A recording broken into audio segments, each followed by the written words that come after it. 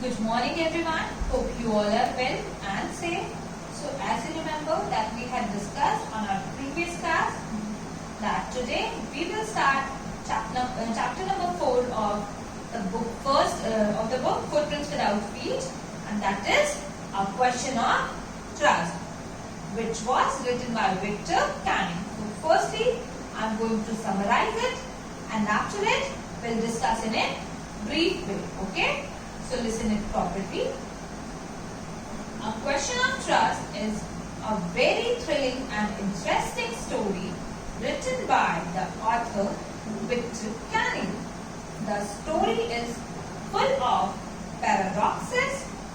Horace Danby had a good reputation in the society. He was about 50 and unmarried. He made lots and had 2 helpers. He loved rare and expensive books.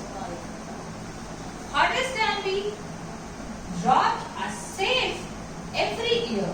He was now out on committing a robbery. For 2 weeks, Horace Danby had studied the house of Shotover Grange. He had to Google this house. Horace Danby entered the house. Horace had allergy from flour. He was having allergy from the flour. He started sneezing. Then he heard a voice. The voice told him that he could cure the sneeze. It was the voice of a woman. She stood in the doorway. She was young and pretty. His first thought was to run. The lady told him that she would telephone or call the police. She would tell them about him. Horace Danby told her to let him go and forget she ever saw him. The lady put one condition for letting Horace go. She told him that she promised her husband to take her jewel to the bank. She had, however, left jewels in the safe. She told him that she wanted to wear the jewels in a party that night. She came down to get them, but she had forgotten the numbers to open the safe. So she needed his help, and Horace opened the safe for her. After 2 days, a police has arrested him for the jewel robbery at Shotover Grange. Danby's fingerprints were found all over the room. He had opened the safe without gloves. He said to the police that the landlady of the house asked him to open the safe, but the lady was 60-year-old woman. She said Danby's story was a nonsense. Horace is now in prison. Horace is now in prison.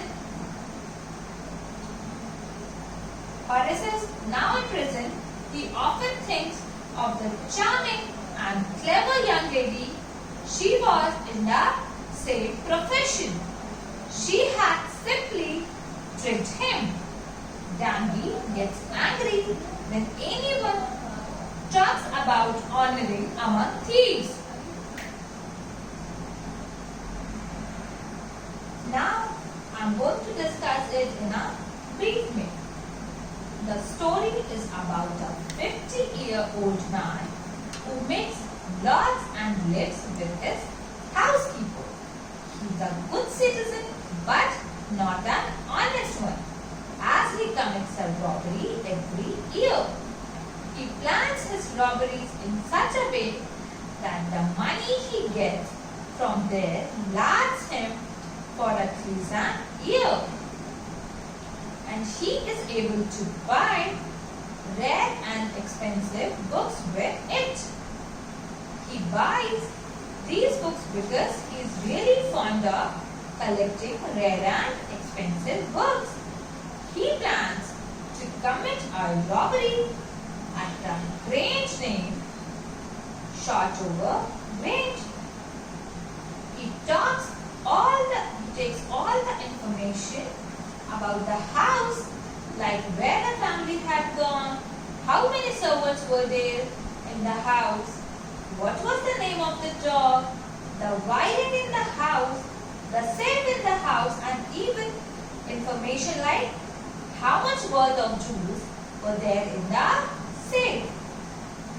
The real twist in the story comes when he reaches the Grange to commit a robbery, and the woman claiming to be the owner's wife enters.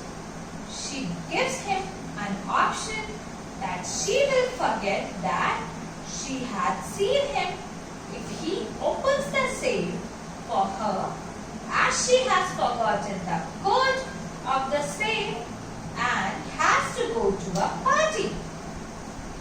He doesn't even realize that he's opening the safe for another thief and that she is not the actual owner of the house.